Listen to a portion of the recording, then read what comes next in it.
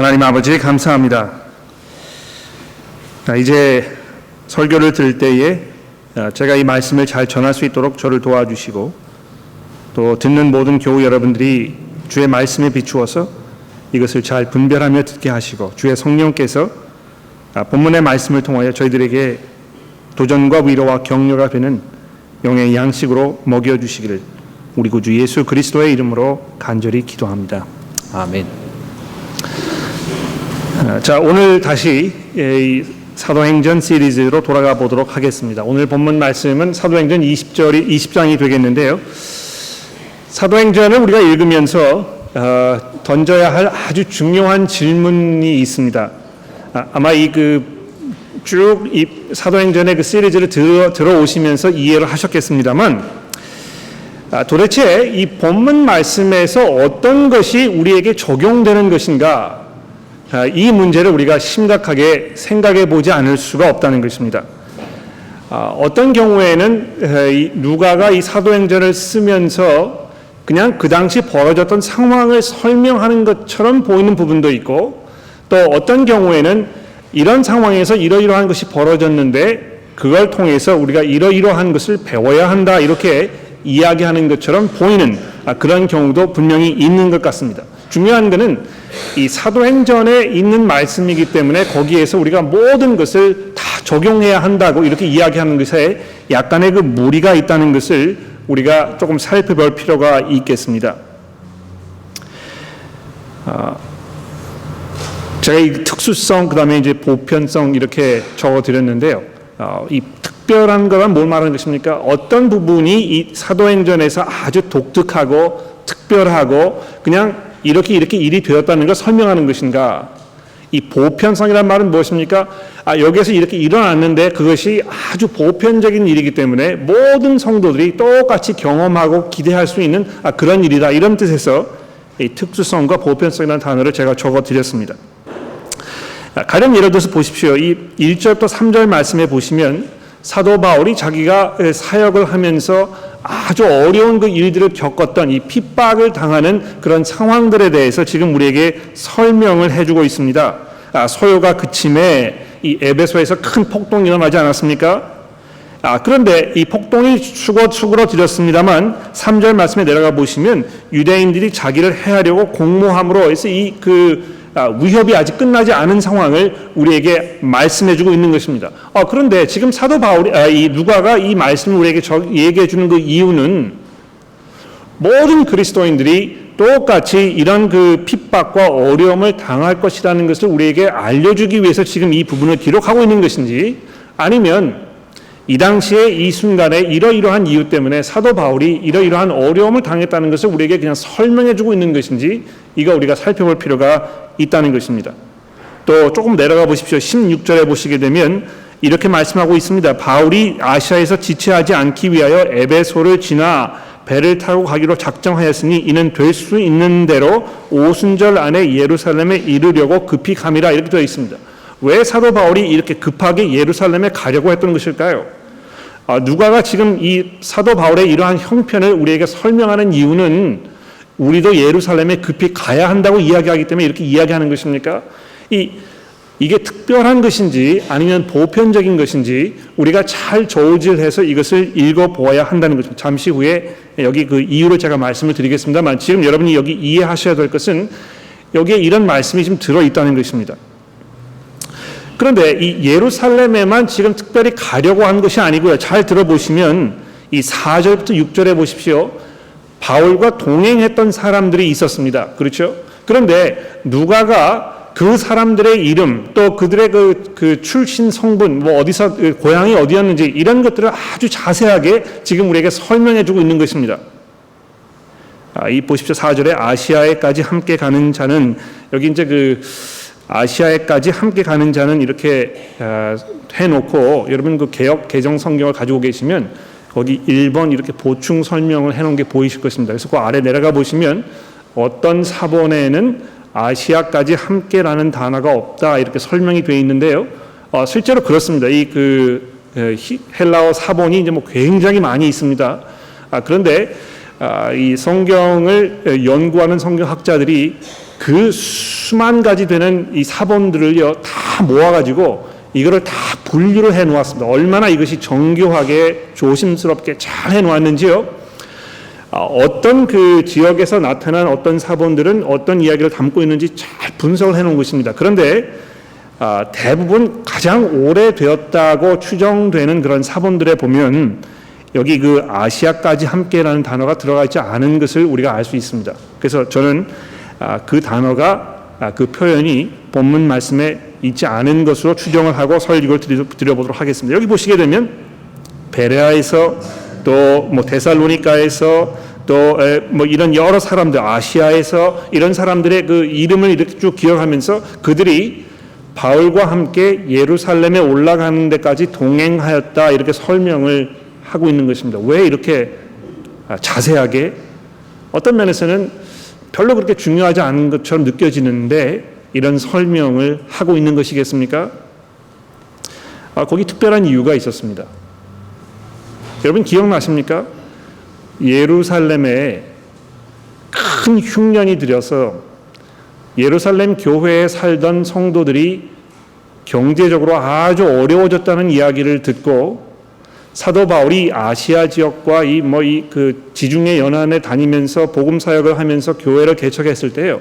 가는 곳곳마다 어떻게 했습니까? 그들에게서 헌금을 받아가지고 이 예루살렘에 있는 성도들을 재정적 지원하도록 이렇게 수고를 한 것입니다.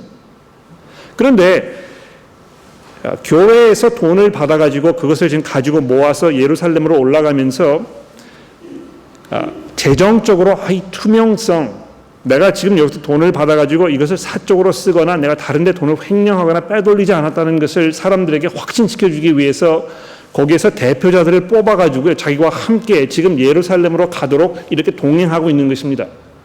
누가가 이것을 자세하게 설명하는 이유가 바로 거기에 있는 것이죠. 어떤 면에서 우리가 그거 읽어보면 우리에게 적용점이 있겠죠. 복음 사역하는 사람들이 정말 재정적으로 투명해야 되겠고, 그래서 그런 면에서 이러이러한 방법으로 이런 조치를 취해야 될지 모르겠다, 이런 그 생각을 우리가 하게 될 수 있을 것입니다.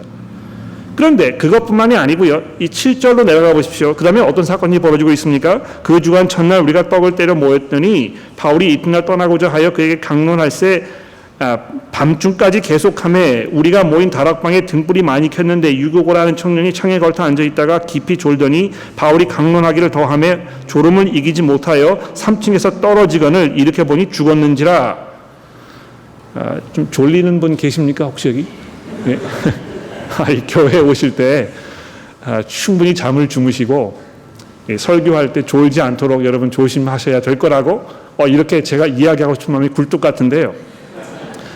지금 누가가 그것을 이야기하기 위해서 이 본문 말씀에 이것을 적은 것이겠습니까? 물론 뭐 그런 면이 있을 것 같아요. 설교를 들을 때 아주 집중해서 이렇게 듣지 아니하면 큰 그 화를 자초할 수 있다고 뭐 그런 면이 없잖아 있을지도 모르겠습니다. 그러나 반면에 또 이렇게 이야기할 수 있을지 모르겠어요. 이 설교하시는 목사님들 제발 설교 좀 짧게 하십시오. 이 길게 설교를 하시게 되면 교인들에게 큰 화를 할 수 있. 뭐 이렇게 이런 의미로 누가가 이것을 썼다고 이렇게 바꾸어서 이야기를 하는 것도 정당하지 않겠습니까? 도대체 왜 이것을 여기에다 집어넣어서 우리에게 설명을 하고 있는 것일까요? 또 22절로 내려가 보십시오. 사도 바울이 이렇게 이야기합니다. 보라, 내가 이제 성령에 매여 예루살렘에 가는데 거기에서 무슨 일을 당한지 알지 못하노라. 오직 성령이 각 성에서 내게 증거하여 결박과 환난이 나를 기다린다 하시나. 지금 여기 이 성령에 매여서 내가 예루살렘에 올라간다. 이 뭘 말하는 것일까? 어떻게 성령에 매였다는 것일까?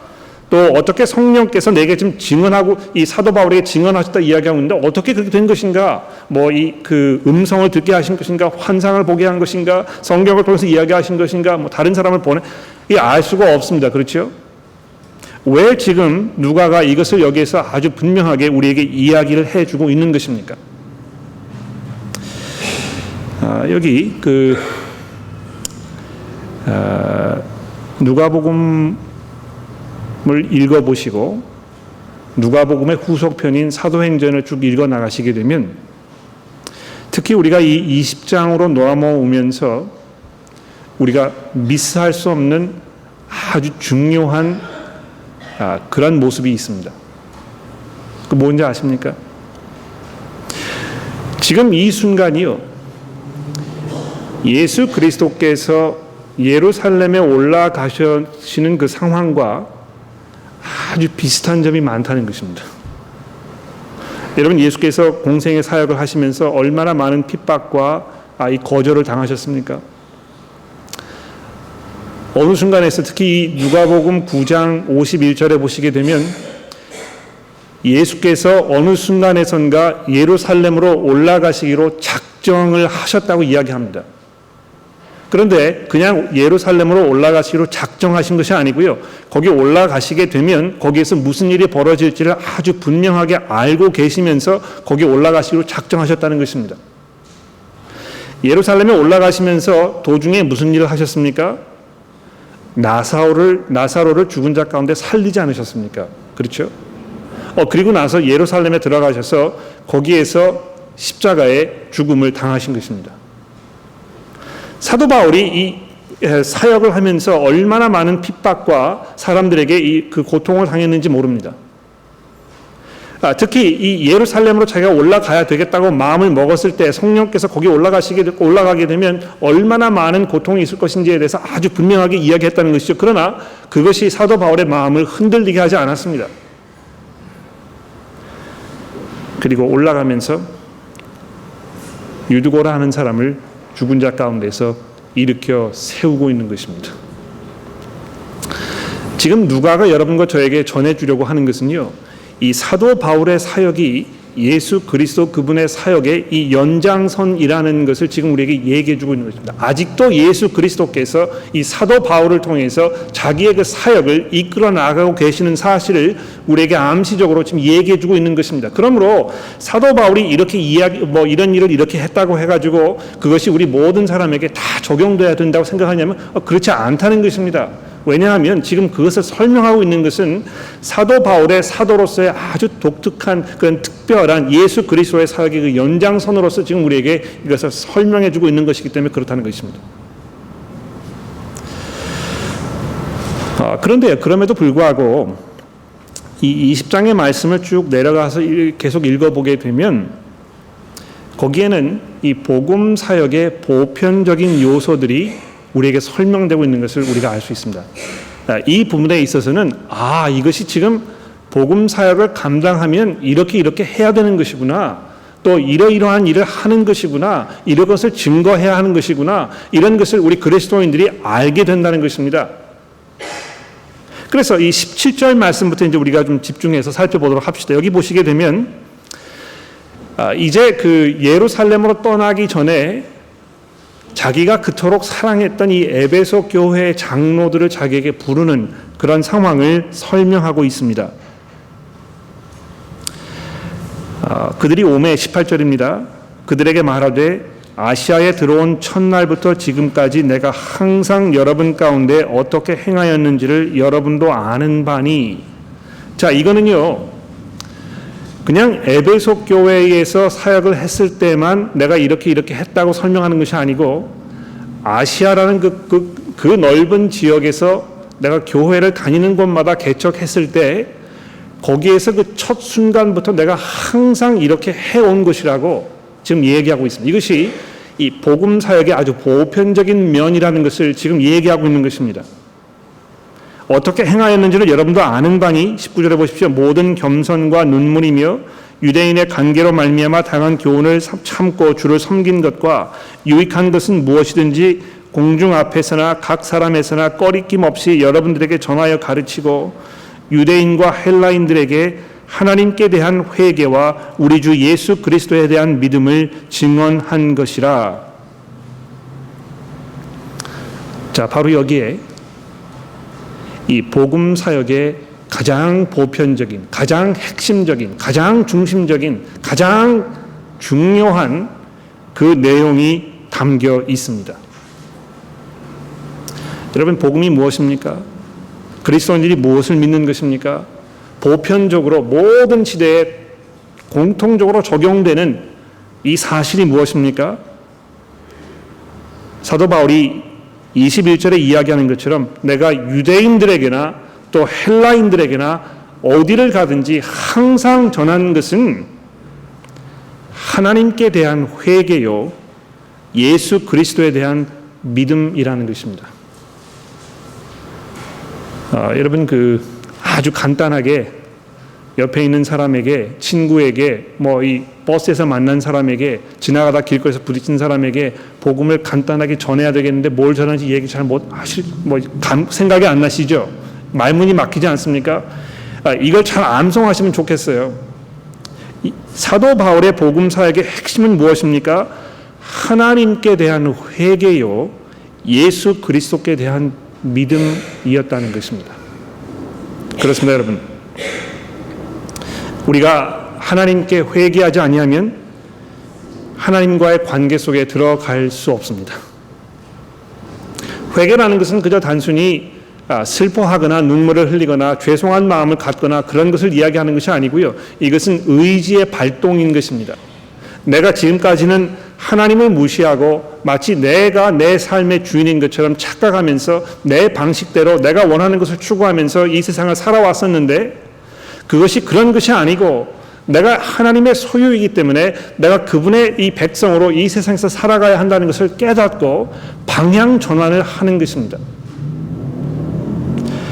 그것이 없으면 예수 그리스도와의 그 관계 속에 들어갈 수가 없는 것입니다. 여러분의 삶 가운데 분명한 회개가 있었습니까? 내가 정말 하나님 앞에 죄인이라는 사실을 고백하면서 내가 하나님께 용서를 얻지 아니하면, 그래서 하나님과 이 화평한 관계를 회복하지 아니하면 내가 영원한 하나님의 심판 가운데 멸망할 수밖에 없을 것이라는 것을 여러분 이해하셨습니까? 그리고 그 앞에서, 하나님 앞에서, 하나님, 내가 죄인입니다. 내가 하나님의 용서가 필요합니다. 저를 용서하여 주십시오. 제가 더 이상 이런 방식으로 내 방식대로 세상을 살지 않도록 하겠다고 하나님 저를 도와주십시오. 이렇게 기도하셨습니까? 교회를 오래 다니신 분들이 여기 많이 앉아 계십니다. 제가 항상 말씀을 드리는 것이지만 오랫동안 교회에 적을 두었다고 해서, 교회에서 벌어지는 일에 아주 익숙하다고 해서, 내가 기독교인 친구들이 많다고 해서, 내가 주일날은 항상 교회에 가서 뭘 하고 교회에서 중요한 책임을 맡았다고 해서 그것이 여러분과 저를 그리스도인으로 만들지 않습니다. 내가 그리스도인이 되기 위해서는 내 삶에 분명한 회개가 있어야 하는 것입니다. 하나님, 내가 죄인입니다. 나는 하나님의 용서가 필요합니다. 두 번째로 예수 그리스도께 대한 믿음입니다. 어떤 면에서 우리가 이제 이 믿음이라는 단어를요, 다시 한번 좀 생각해 봐야 할 필요가 분명히 있습니다. 왜냐하면 여러분 그 사전에 믿음이라는 단어를 찾아보시면 보통 어떻게 설명되어 있는지 아십니까? 그냥 근거 없이 막연한 기대라고 이렇게 설명합니다. 믿음이라는 것은 이게 사실인지 아닌지 잘 모르겠지만 한번 믿어보자. 에라 모르겠다. 어떻게 되든지 한번 맡겨보자. 이렇게 하는 것을 믿음이라고 사람들이 많이 생각한다는 것입니다. 그래서 기독교인들을 향해서 세상 사람들이 가지고 있는 기본적인 그 비판이 무엇입니까? 기독교인들이 되면 정신줄 놓는다는 것입니다. 어떻게 저런 걸 믿을 수 있을까? 어떻게 근거 없는 일을 이렇게 그냥 맹신할 수 있을까? 이렇게 아주 냉소적으로 기독교인들을 바라본다는 것이죠. 왜 그런 것입니까? 이 믿음이라는 단어를 사람들이 잘 이해하지 못하기 때문에 그런 것입니다. 성경이 말하는 이 믿음이라는 단어의 보다 정확한 의미는요, 의지한다는 말입니다. 혹은 신뢰한다는 말입니다. 제가 여기 저희 매 앞줄에 앉아 계시는 우리 전기롱 교우님 제가 신뢰합니다. 제가 의지하는 마음이 있거든요. 왜 그렇습니까? 제가 오랫동안 이분을 알아왔기 때문에 그런 것입니다. 제가 이분과 관계하면서 그분과 대화를 나누면서 벌어진 그 삶의 일들을 통해서 정말 믿을 수 있는 분이라는 걸 내가 확신하고 있기 때문에 그런 것입니다. 제 경험을 통해서 이걸 알고 있거든요. 충분한 근거가 있는 것입니다. 제가 설득이 된 것입니다. 그냥 막무가내로 믿을 만한 사람일 거야 이렇게 단정을 짓는 것이 아니고요. 그럴 만한 충분한 근거가 있기 때문에 거기에 신뢰가 가는 것입니다. 이 기독교 예수 그리스도에 대한 믿음이 바로 그런 것이라는 것입니다. 그리스도께서 이 세상에 하나님의 아들로 오셔서 죽은 자 가운데 부활하셔서 하나님의 보좌 우편에 앉아 계신다는 이 복음의 선포가 설득력이 있고 믿을 만한 충분한 근거가 있기 때문에 우리가 그것을 의지하게 되었다는 것입니다. 이것이 바로 믿음이라는 것이죠.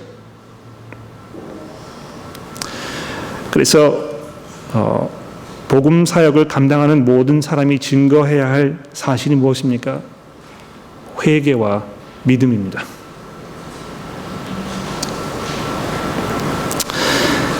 어떤 면에서 이 회개와 믿음이라는 것은요, 부정적인 면과 긍정적인 면을 동시에 지금 말하고 있는 것입니다. 요즘에는 이 회개하는 문제에 대해서 잘 얘기하지 않습니다. 아유, 목사님 그렇게 얘기하시면 교우분들 상처받아요. 될 수 있으면 교우분들이 교회 오셨을 때 마음 훈훈해지고 용기를 얻고 격려를 받고 참 내가 사랑을 느낀다 이렇게 하도록 설교를 하셔야지 잘못한다고 회개하라고 이야기하시면 교인들 교회 안 옵니다. 괜찮습니다. 그래도 중요한 것은 우리가 하나님의 말씀을 들었을 때 이 말씀을 가지고 우리가 어떻게 고민해야 할 것인가 이것을 깊이 생각해 보는 것입니다. 그런데 그렇게 하게 되면 어떤 경우에는 우리가 하나님 앞에 용서를 구할 수밖에 없는 그런 경우들이 분명히 생긴다는 것입니다. 그래서 사도 바울이 20절 말씀해 보십시오. 뭐라고 이야기하고 있습니까? 내가 유익한 것은 무엇이든지 간에 공중 앞에서나 각 사람 집에서나 내가 꺼리낌 없이 여러분에게 전하고 가르쳤다. 이것이 유익한 것이기 때문에. 또 24절에 보십시오. 내가 달려갈 길과 주 예수께 받은 사명 곧 하나님의 은혜의 복음을 내가 증언했다는 것입니다. 또 25절에 보십시오. 내가 여러분 중에 왕래하며 하나님의 나라를 전파하였으나 또 27절에 보십시오. 내가 꺼리끼지 않고 하나님의 뜻을 다 여러분들에게 전하였습니다. 자, 이렇게 하면서 이 같은 이야기를요 여러 가지 다른 표현 방법을 사용해서 지금 반복적으로 얘기해 주고 있습니다. 하나님께 대한 회개와 예수 그리스도에 대한 그 믿음이 곧 하나님의 은혜의 복음인 것이고 바로 그것이 하나님의 나라에 관한 것이고 바로 이것이 하나님의 그 전체적인 뜻이라는 것입니다. 사도 바울이 이것을 겁내지 아니하고 움츠러들지 아니하고 아주 담대하게 사람들에게 시간 날 때마다 증거했다는 것입니다. 자, 그러면서 동시에 이 마음가짐과 태도에 대해서도 이야기하고 있습니다. 오매 그들이 18절입니다. 그들에게 말하되 아시아에 들어온 첫날부터 지금까지 내가 항상 여러분 가운데 어떻게 행하였는지를 곧 모든 겸손과 눈물이며 또 공중 앞에서나 또 여러분 각 사람 집에서 꺼리낌 없이 이야기했다는 것입니다. 또 24절 말씀해 보십시오. 달려갈 길과 주 예수의 받은 사명 곧 하나님의 은혜의 복음을 증언하는 일을 마치려 하면은 나의 생명조차 조금도 귀한 것으로 여기지 아니하노라. 이 자기 지금 이 복음 사역의 사역을 어떤 모습으로 감당했는지 또 이 복음 사역을 감당하는 사람들이 어떤 마음과 자세로 여기 참여해야 하는지에 대해서 지금 이 에베소 교회 장로들을 설득하고 있는 것입니다. 여러분들도 이렇게 하셔야 되는 것이라고. 제가 이렇게 해왔기 때문에 이것이 보편적인 그리스도인의 사역의 모습이므로 여러분도 그렇게 하셔야 되는 것이라고 이야기하고 있는 것입니다. 그리고 나서 28절로 넘어가 보십시오. 여기 보시게 되면 교회 장로들을 불러다 놓고 장로들이 이제 교회에서 해야 할 일들을 설명하고 있습니다. 여러분들은 자기를 위하여 온 양떼를 위하여 삼가라. 성령이 그들 가운데 여러분을 감독자로 삼고 하나님이 자기 피로 사신 교회를 보살피게 하셨느니라.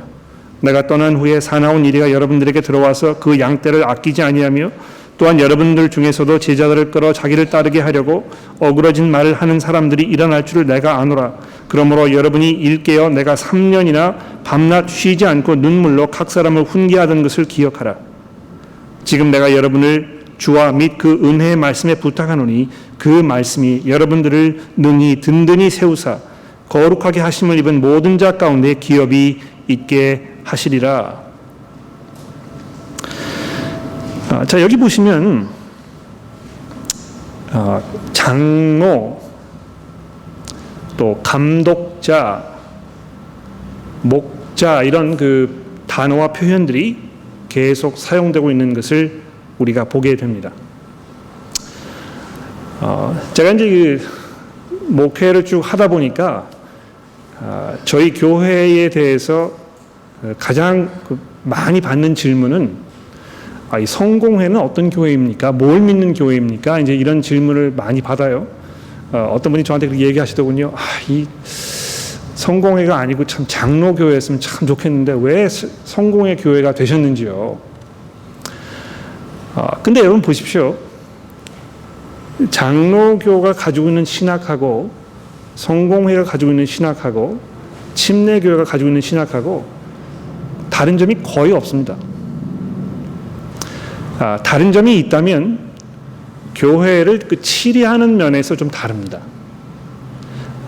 장로교회에서는 장로님들이 이제 그 주체가 되지 않습니까? 그렇죠? 그래서 뭐 당회가 있고, 당회에서 이제 교회 모든 일을 다 정리하고, 그 장로를 뽑기 위해서 이제 그 선거를 하고 뭐 이렇게 하지 않습니까? 근데 이 장로교회에 계시는 분들은 그게 진짜 성경적인 것이다. 교회에서 이 성경에서 이 장로라는 단어가 아주 많이 등장하고 이렇게 하기 때문에 장로교식으로 하는 것이 맞다. 이렇게 이야기하십니다. 그런데 잘 보십시오. 장로들을 불러 모아놓고요. 28절에 뭐라고 얘기하고 있습니까? 여러분들은 자기를 위하여 온 양떼를 위하여 삼가라. 성령이 그들 가운데 여러분들을 감독자로 삼고 이렇게 되어 있습니다. 여기 이 감독자라고 표현되어 있는 이 단어는요, 우리가 이 천주교 단어 아닙니까? 이렇게 알고 있는 이 주교라는 단어입니다. 그 헬라어 단어로 이제 그 에피스코포스라는 단어거든요.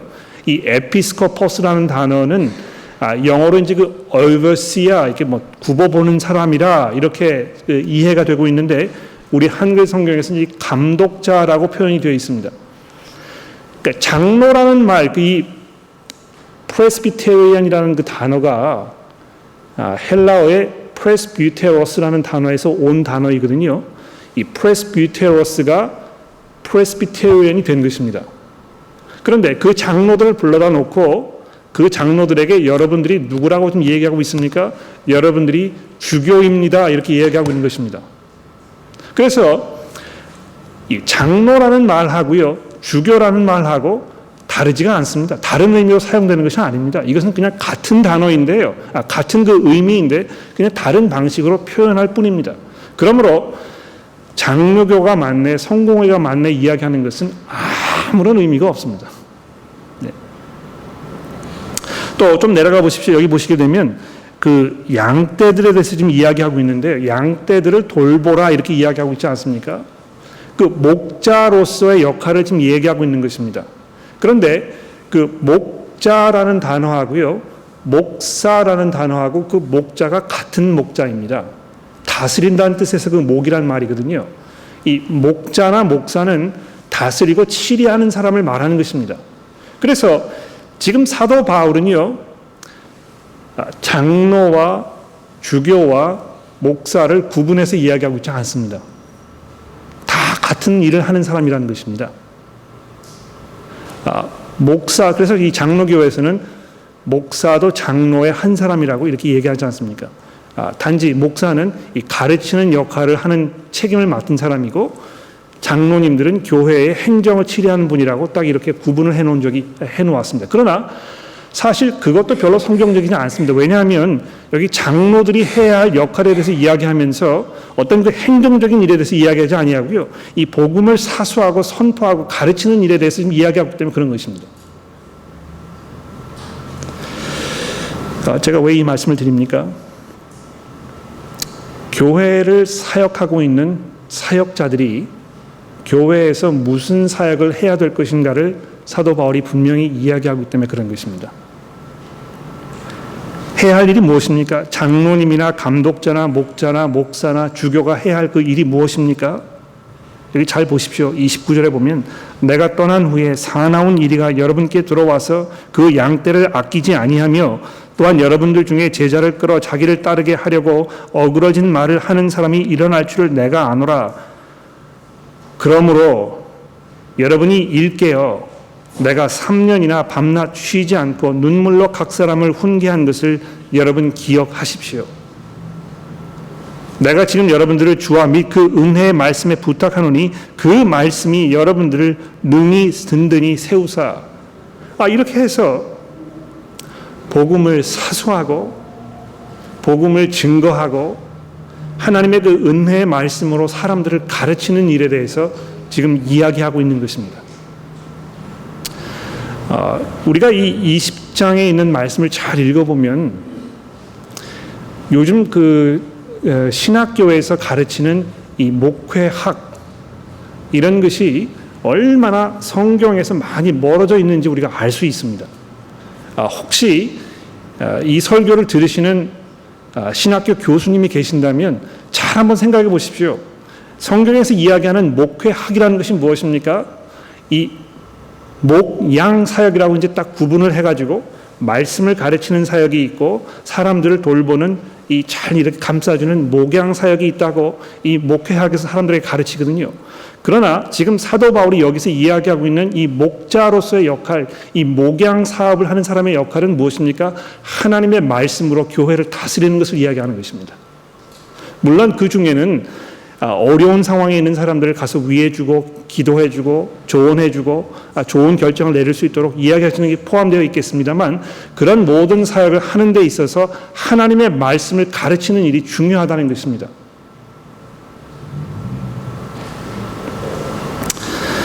그렇습니다, 여러분.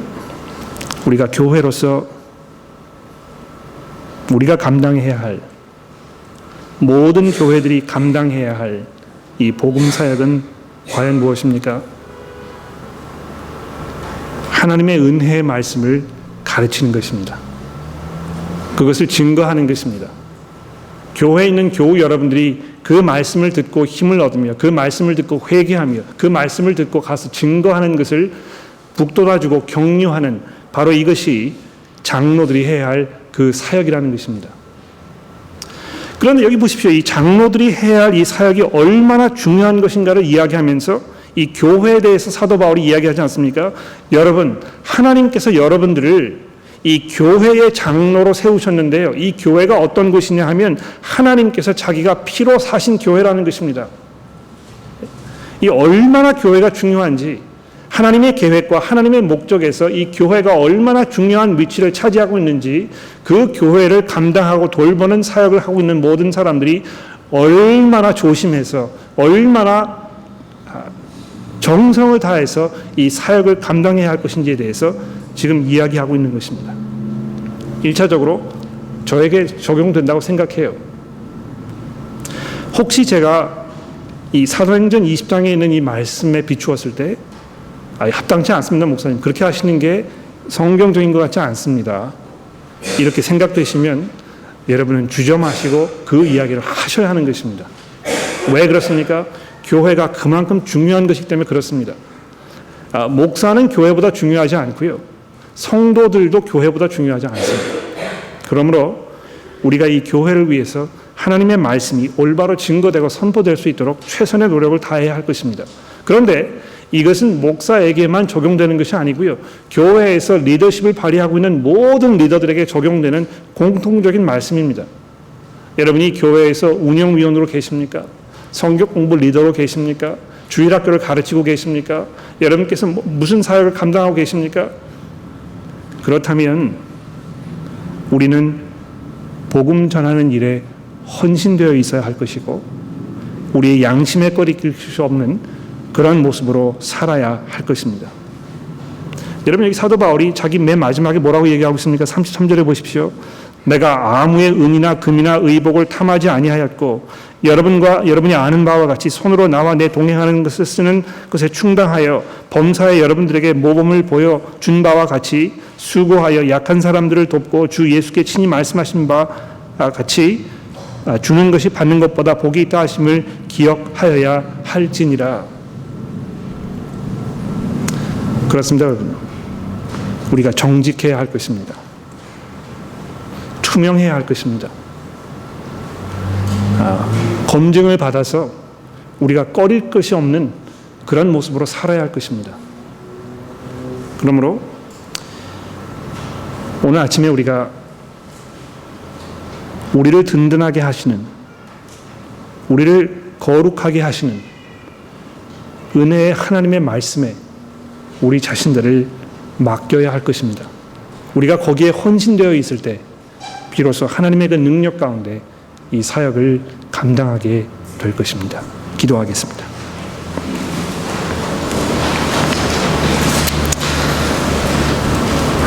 하나님 아버지, 교회가 얼마나 중요하고 하나님께서 얼마나 교회를 사랑하시는지 우리가 이 시간 돌아보게 됩니다. 하나님, 혹시 우리가 교회를 별 볼 일 없는 것으로, 대수롭지 않은 것으로,